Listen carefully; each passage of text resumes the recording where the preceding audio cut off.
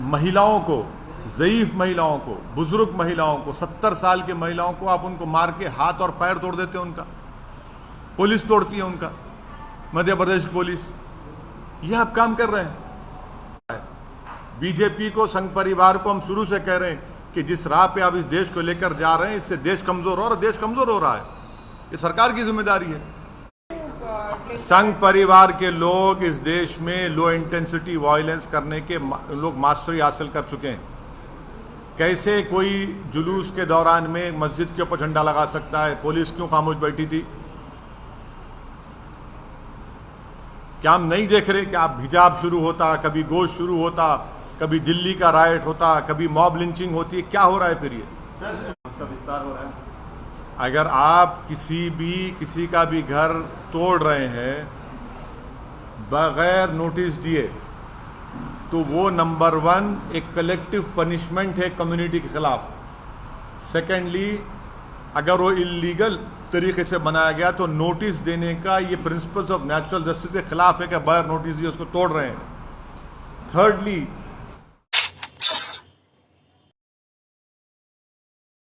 महिलाओं को, ज़ईफ़ महिलाओं को, बुजुर्ग महिलाओं को, 70 साल की महिलाओं को आप उनको मार के हाथ और पैर तोड़ देते हैं उनका, पुलिस तोड़ती है उनका, मध्य प्रदेश पुलिस। यह आप काम कर रहे हैं। राजस्थान में हुआ, क्या कर राजस्थान कांग्रेस सरकार? भाई आपकी सरकार ने उनको परमिशन दिया। जब परमिशन आप देते हैं तो कैसा वायलेंस होता है फिर? घर जलाए जाते हैं, वहां पर दुकानें जलाई जाती हैं, टारगेटेड घर जलाए जाते हैं राजस्थान में, कर्नाटक में होता है ये। तो ये पूरे कंट्री में इतने 6-7 प्रदेशों में अगर हो रहा है तो ये देखिए, ये एक ऐसा नहीं है, पूरा प्लानिंग से हो रहा है ये। और आप टारगेट कर रहे हैं वो मुस्लिम माइनॉरिटीज को। सिर्फ क्यों कर रहे हैं भाई मुस्लिम टारगेट? आप पहले आप बोलते हिजाब नहीं पहन सकते, सेकुलर स्टेट है, गोश्त नहीं खा सकते, सेकुलर स्टेट है क्या? फिर आप कानून बना देते फिर उसके ऊपर। कहां पे रुकेगा बात? ये mob lynching, state sponsored violence, अब स्टेट कॉम्प्लिसिट वायलेंस, और संघ परिवार लो इंटेंसिटी वायलेंस कर रही पूरे देश में। ये परफेक्ट कर चुके हैं अपनी चीज को। लो इंटेंसिटी वायलेंस करते हैं, यहां करो, वहां करो, इधर करो। सरकार की जिम्मेदारी बताइए, सरकार की जिम्मेदारी है नहीं। आप सो रहे थे, कैसा दंगा होने दिया आपने? कितने पुलिस वालों को सस्पेंड किया आपने? कितने आईपीएस अफसरों को सस्पेंड किया आपने?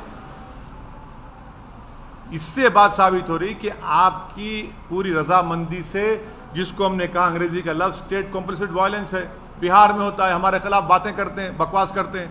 कैसे मस्जिद के बजा के झंडा लगाते हैं भाई? आप बताइए, कैसे लगाते हैं कोई भी? इसका जिम्मेदार कौन है? मैं हूं जिम्मेदार उसका। तो ये सब चीजें हो रही हैं। सर, करौली में बीजेपी तो ये एलिज कर रही है कि एक्सोडस हो रहा है हिंदूज का, और कोई पुलिस वाला बोल रहा है सर वहाँ पुलिस वाला एडमिट करे कि कैमरा पे गवर्नमेंट का फेलियर होता है इसमें। राजस्थान करौली में जो कुछ हुआ, मध्य प्रदेश में जो कुछ हुआ, गुजरात में आनंद, हिम्मतनगर, खंभाट में जो कुछ हुआ, कर्नाटक में जो कुछ हुआ, गोवा में जो कुछ हुआ, वहाँ की सरकारों की रजामंदी से ये स्टेट कॉम्प्लिसिट वायलेंस हो रहा है। और टारगेट पे कौन है? कौन उस प्रोसेशन का परमिशन देता है? सरकार देती है। तो सरकार जब देती है तो सरकार कैसे वायलेंस होने देती है वहां पर? और फिर मध्य प्रदेश में, राजस्थान में घर जलाए जाते हैं, दुकानें जलाई जाती हैं। आस्था के लिए आस्था मेरी आस्था नहीं है क्या? मेरी आस्था भी हिजाब पहनना मेरी आस्था नहीं है। तो आप एक काम करिए ना, फिर जितना एक्सपोर्ट होता है गोश्त उस दौरान में बैन करिए इंडिया में। मैंने गोश्त का एक्सपोर्ट आप बैन नहीं करेंगे क्योंकि आपको डॉलर मिलते हैं, और वो जो मासूम बेचारा जो दिन में 100 रुपये 200 रुपये कमाता, उसके कारोबार को आप लगाते हैं। आस्था की बुनियाद पर देश चलेगा या संविधान के ऊपर चलेगा? बता दीजिए आप। फिर मेरी आस्था क्या होगा बताइए? मेरी आस्था भी है, रमजान है, फिर शराब की दुकानें क्यों खुली पड़ी हुई हैं? क्या देश संविधान से चलेगा या आस्था पे चलेगा? आप यानी आपकी आस्था सबसे इंपॉर्टेंट है और दूसरों की आस्था क्या है? भाड़ में जाए। आपने हिजाब की बात की तो कहा नहीं भाई यूनिफॉर्म है, फिर यहां पर यूनिवर्सिटी में क्या गोश्त खाना क्या आस्था आ गया? कहां से देश कौन सी राह पे जा रहा है? बीजेपी को, संघ परिवार को हम शुरू से कह रहे हैं कि जिस राह पे आप इस देश को लेकर जा रहे हैं, इससे देश कमजोर हो रहा है, देश कमजोर हो रहा है। ये सरकार की जिम्मेदारी है। तो आरएसएस कहाँ से सर? आप आरएसएस को, हाँ, आप आरएसएस को नहीं जानते, हम जानते हैं ना। आरएसएस का स्टेट वायलेंस बोल रहे हैं। आपको हम बोलेंगे किताब पढ़ो, we our nationhood defined, bunch of thoughts. ये 2 किताबें आप पढ़ लो, जिसमें आरएसएस के उस वक्त के सर संचालक खुद कह रहे हैं कि जब जुलूस निकलता था तो मैं बाजा बजाता था बोल के।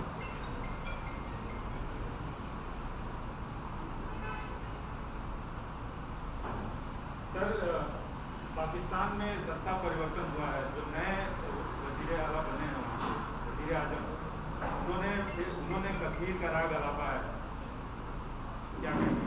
अभी ये तो भारत सरकार को जवाब देना चाहिए उनका। भारत सरकार उनका जवाब दिए, प्रधानमंत्री तो मुबारकबाद पेश कर दी उनको। नहीं, आप हमसे सवाल कर रहे हैं। नहीं सुनिए, नहीं प्रधानमंत्री ने क्या जवाब दिया? प्रधानमंत्री ने मुबारकबाद दे दी उनको। देश के प्रधानमंत्री ने मुबारकबाद दिए हैं। नहीं, प्रधानमंत्री ने उनको मुबारकबाद दी है और कहा कि भाई इस खित्ते के अमन के लिए हमको अमन को बरकरार रखना चाहिए, टेररिज्म खत्म करना चाहिए। अब देश के प्रधानमंत्री मुबारकबाद दे रहे हैं तो ओवैसी से क्यों सवाल किया जा रहा है? सर, आप कश्मीर से हमसे सवाल क्यों करते हैं? प्रधानमंत्री से भी करिए। अरे हाँ, जब ने देश के प्रधानमंत्री जब मुबारकबाद दे रहे हैं शहबाज शरीफ को, तो ओवैसी को क्यों घसीट रहे हैं इसमें आप? सर, लेकिन इमरान खान ने भी अपने फॉरेन पॉलिसी को तारीफ देश की के है। प्रधानमंत्री ने शहबाज शरीफ को, सुनिए, देश के प्रधानमंत्री ने शहबाज शरीफ को मुबारकबाद दी है। देश के प्रधानमंत्री ने, जब शहबाज शरीफ के बड़े भाई नवाज शरीफ प्रधानमंत्री थे उस मुल्क के, तो अफगानिस्तान से अचानक जब उन्होंने देखा कि शहबाज शरीफ के घर में लाइट दिख रही, तो उन्होंने उतर गए वहां पर, दावत में चले गए बिन बुलाए मेहमान बनकर। हैं, हमको क्यों बोल रहे हैं? फिर उसके बाद पठानकोट हुआ, आप प्रधानमंत्री से पूछिए, वो मुबारकबाद दी है। फॉरेन पॉलिसी पे हमें फॉरेन पॉलिसी नहीं रहते हैं, लेकिन अरे हम इमरान खान जो प्रधानमंत्री ने जो मुबारकबाद दी है शहबाज शरीफ को, असदुद्दीन ओवैसी को क्यों पूछ रहे हैं आप? फॉरेन पॉलिसी प्रधानमंत्री चीन के ऊपर नहीं बोलते। प्रधानमंत्री चीन का नाम लेने से डरते हैं। प्रधानमंत्री वो इलाकों में जहां पर आज हम पेट्रोलिंग नहीं कर सकते, उन हिस्सों में जो भारत का हिस्सा पे चीन बैठा हुआ है, डेप्सांग में क्या हो रहा है, हॉट स्प्रिंग में क्या हो रहा है, डेमचौक में क्या हो रहा है, प्रधानमंत्री बोलते ही नहीं है। और मैं प्रधानमंत्री से कह रहा हूं कि हम इनकी खामोशी से ऐसा लग रहा है कि कहीं सियाचिन हमारे हाथ से चीन ना छीन ले। ये खतरा है देश के लिए। लेकिन हम आपसे सवाल इसलिए पूछ रहे हैं कि पाकिस्तान के वजीर आजम ने कश्मीर की बात उठाई और कश्मीर के कई मसलों पर आप सरकार को घेरते रहे हैं। जब देश के प्रधानमंत्री चीन पर नहीं बोलकर शहबाज शरीफ को मुबारकबाद देते हैं, तो ये सवाल देश के प्रधानमंत्री से पूछा जाना चाहिए, असदुद्दीन ओवैसी से नहीं। मैं देश का प्रधानमंत्री नहीं हूँ। देश के प्रधानमंत्री ने खुद मुबारकबाद और मीठे मीठे अल्फाजों में शहबाज शरीफ के प्रधानमंत्री बनने पर उनको मुबारकबाद दी है। वो courtesy है सर। हाँ, तो आप अच्छा आप अभी प्रधानमंत्री के स्पोक्स पर्सन बन चुके हैं, जर्नलिस्ट नहीं रहे आप। मुबारकबाद पेश करता हूँ आपको। तो देखिए, ये सवाल करने का मतलब ये है कि मैं अपनी देशभक्ति को साबित करूँ। और प्रधानमंत्री जब शहबाज शरीफ को मुबारकबाद देते हैं, उस पर क्या बोलेंगे आप? आपकी जबान चुप हो जाती है। अरे आपको उल्टा सवाल करना चाहिए प्रधानमंत्री से, बीजेपी से। दूसरे मुल्क का वजीर आजम हमारे कश्मीर के बारे में बात उनके कर रहे हैं, सुनिए, सांसद हैं हमारे। उनके उस बयान के बाद ही मेरे देश के प्रधानमंत्री ने शहबाज शरीफ को मुबारकबाद दी।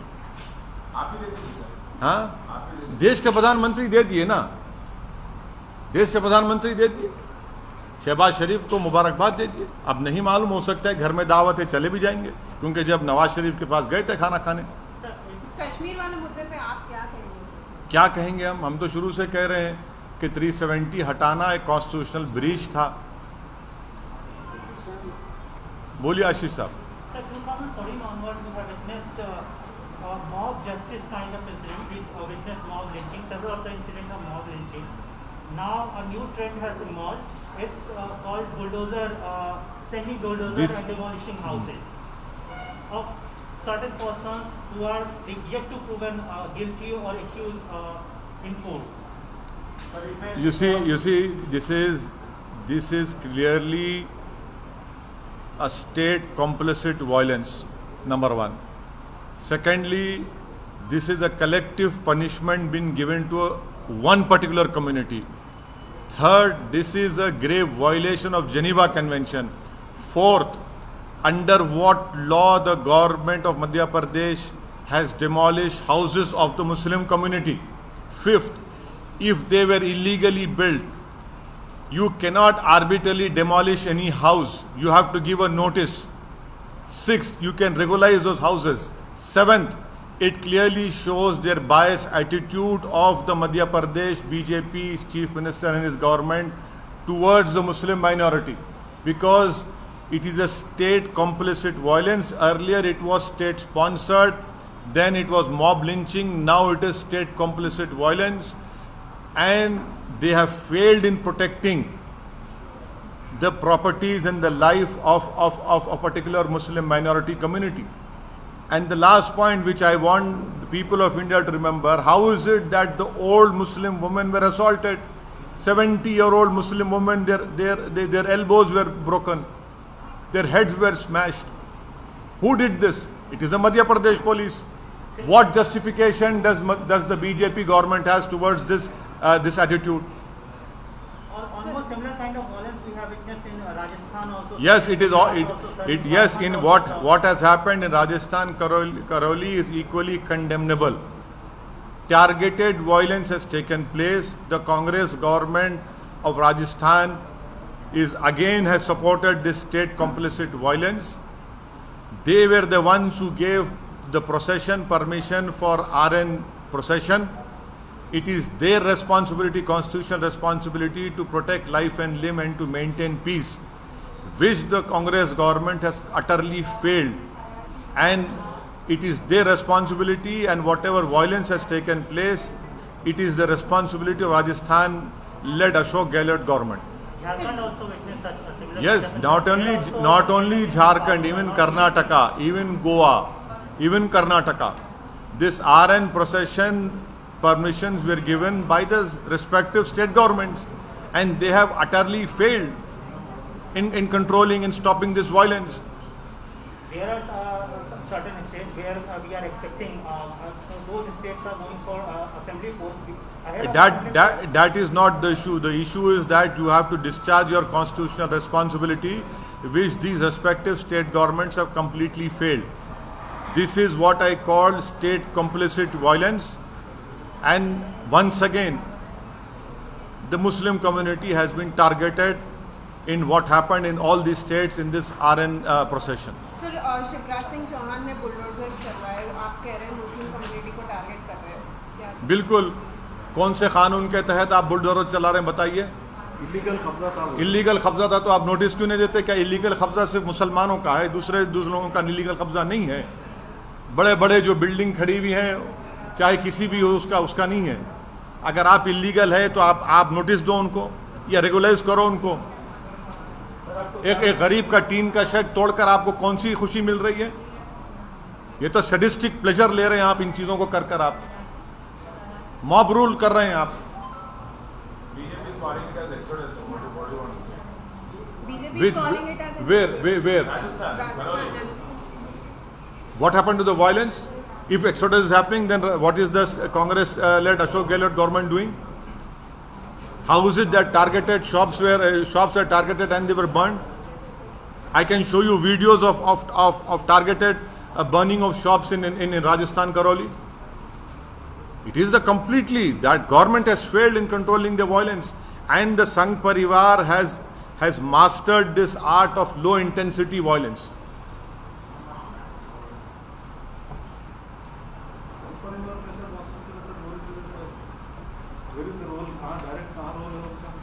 नहीं पूरे आसमान से आए ना, यहाँ के नहीं थे वो. नहीं सही है, बिल्कुल से आसमान से आए थे.